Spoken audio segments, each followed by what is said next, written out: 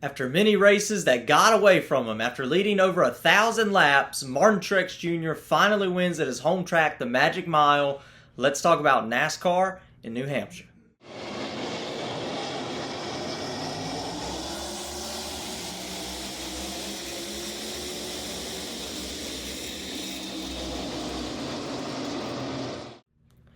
Hello everybody, welcome to Dirty Air. I'm your host Alex Lambert, and let's talk about NASCAR in New Hampshire, where Martin Truex Jr. was able to get his third win this season, his 34th win of his career, and finally that first win at one of his home tracks, New Hampshire, the Magic Mile. It was a big win for him, a special win for him. We'll talk about that and what that means for him and the championship fight. We'll obviously look at the playoff grid as that continues to heat up there on the bubble as far as points go. And then of course we'll take a look at some of the comers and goers of this race. We had some guys that were good at the beginning that faded a little bit, and we had a lot of guys that really we thought could have a chance to win that had major mistakes during this race. So we'll obviously get into all that. But let's talk about the man who got to lifted the lobster up this afternoon. Martin Truex Jr. was able to get his first win at New Hampshire Motor Speedway after leading well over 1,000 laps. The broadcast talked about this a few times, has dominated many of races at New Hampshire in the past. You go back to just last year, 2022, most notably, where he led the most laps, got caught back on some strategy. Christopher Bell ultimately went on to win that race.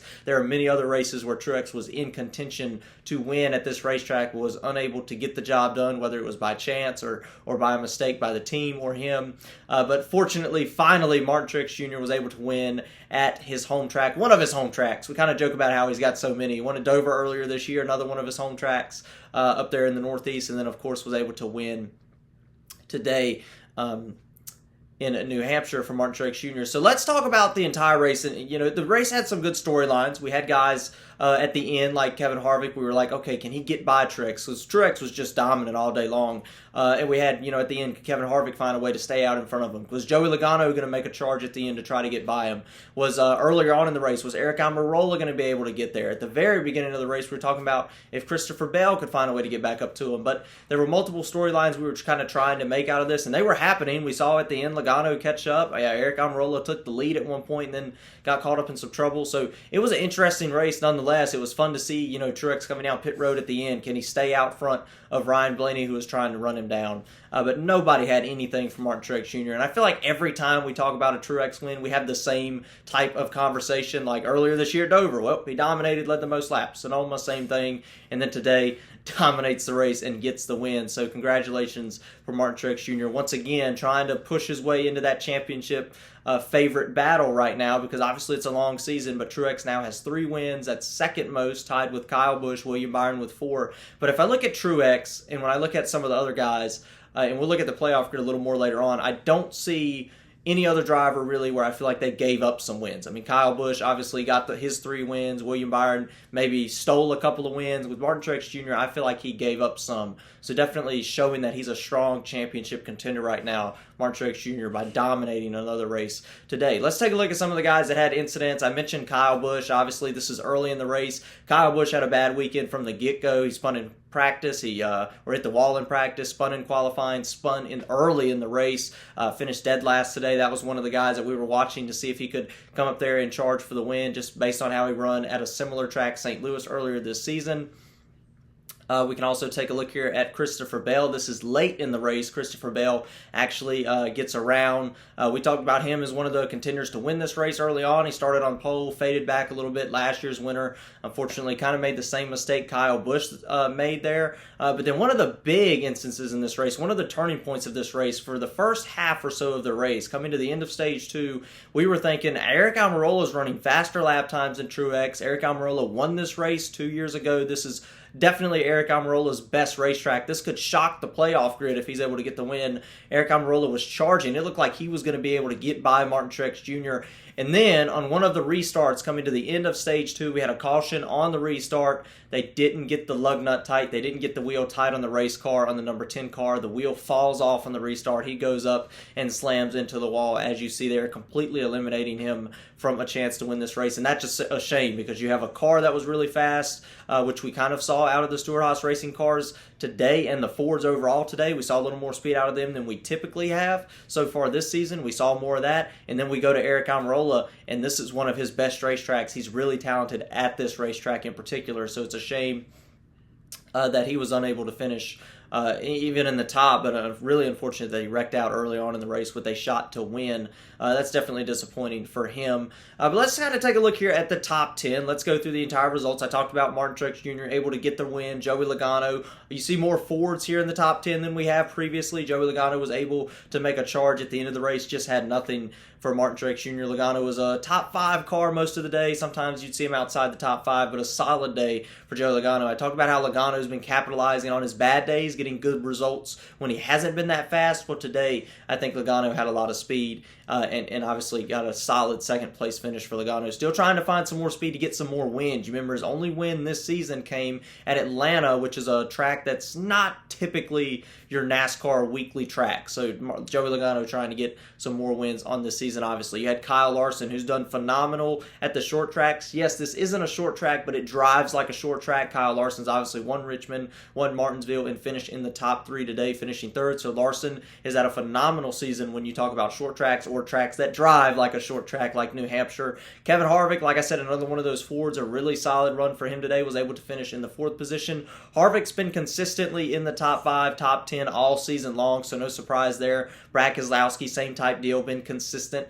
Maybe not always in the top 5, but usually runs top 10 even if he doesn't get the results. And remember, Harvick and Keselowski are trying to make the playoffs on points. They have a pretty big cushion, but you can never be too safe. We have Tyler Reddick, who ended up finishing in the 6th position. Denny Hamlin, who was running in the top 3 for most of the day. As the track, we saw where there was more grip coming into the racetrack. At first, it was a single groove track. Then the sun obviously started to set a little bit, and it turned into a multi-groove track with more rubber being laid down. So we saw comers and goers. Hamlin was one of those that started to go because he was in the top 3 early on and then slowly began to fade, ended up finishing in the 7th position, which isn't terrible, but for Denny Hamlin standards this season particularly, 7th isn't ideal. Bubba Wallace with another solid top day, another day in the top 10 that puts him just barely above the playoff cut line. It's really close. We'll take a deeper dive at that in just a moment. We have Austin Dillon finally was able to get up in the top. It was a struggle for RCR today. Kyle Busch obviously wrecked out early. Dillon wasn't really running in the top 10, but was able to get up there and make a charge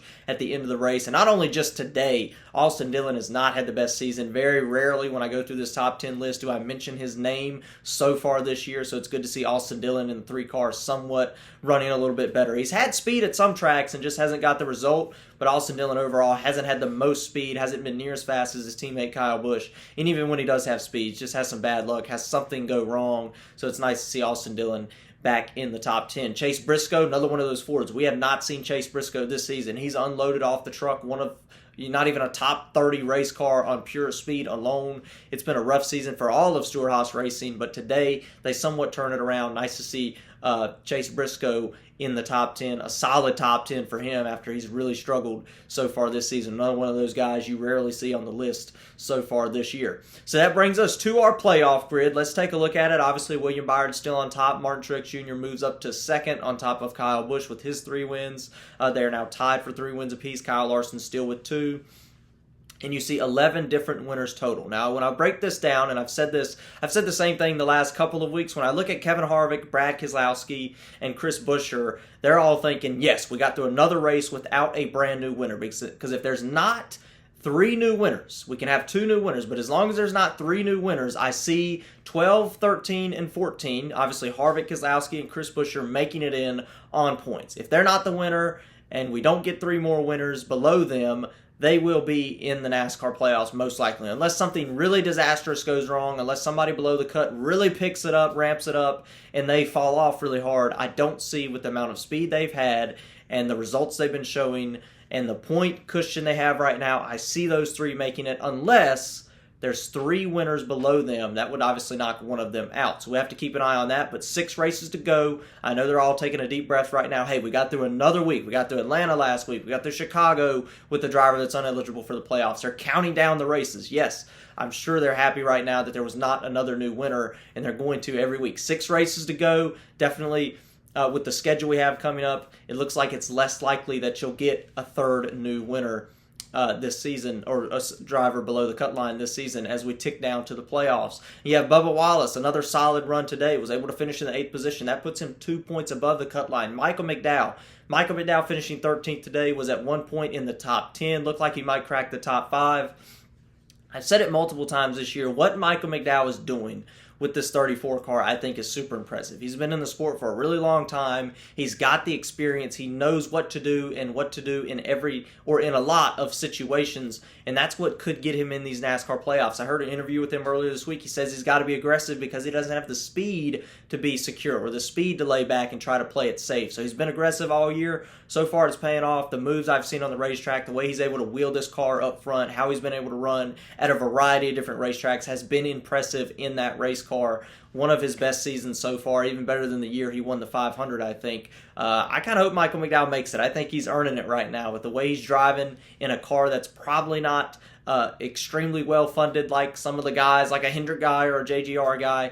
It's fun to see what Michael McDowell can do. Daniel Suarez, not the best day, falls 1 point below the cut line, which is definitely a concern. He's right there on the cut. And once again, I think you want to be 15th on the playoff bubble because going into a couple of these races, you could get us a winner, a surprise winner, or Chase Elliott gets a win. That moves the cut line up one, which would, looking at it right now, knock McDowell out by 1 point. So I think you're fighting for 15th right now if you're fighting for points. You have A.J. Allmendinger 20 points below. Didn't really have the best day today. Wrecked with Kyle Busch. Kyle Busch slammed the wall. A.J. Allmendinger hit the wall in the same corner. Just car lost a lot of speed after that. He had a ton of damage. Wasn't able to recover. Ty Gibbs was running up front in the day. He started in the back, came all the way up into the top 10. I believe at one point he was in the top 10 and then slammed the wall at the end of the race. He was fading before that and then eventually slammed the wall with, I think it was 2-3 laps to go. Once again, Ty Gibbs does not get the results that he needed. And we talked about this all season long. To get in the playoffs, to win a championship, you have to take your days where you're not running that well and turn it into a decent finish. Ty Gibbs is doing the opposite right now so far. And this is just his rookie season. I'm not saying him running well is not impressive, but I'm just talking for right now. Ty Gibbs, if he wants to make the playoffs, the days that you're up front, you have to finish up front if you want to make the playoffs. It's still really hard to do rookie season. He's still learning, but that's just one thing I think needs to be said. Alex Bowman, once again, another missed opportunity for him. Finishes inside the top 20, but just has been really struggling this season. Finished 14th today. Once again, this was a driver that started off the season super fast and has faded a phenomenal amount. So next week we do go to the Pocono Raceway for the one Pocono race of the season. I'm excited for that. We're in the middle of the summer stretch. We're in the midsummer portion of the NASCAR schedule. Hopefully Pocono is a good race next week. Obviously tune in for Dirty Air next week. And hey, like and subscribe if you like the video. I think that's all there is to talk about. What I thought was a very solid race, a fun to watch race at New Hampshire. But yeah, that's really it. That's all there's to talk about. And of course, about Kyle Busch just trying to take the wall down at the beginning of the race. Let's get rowdy.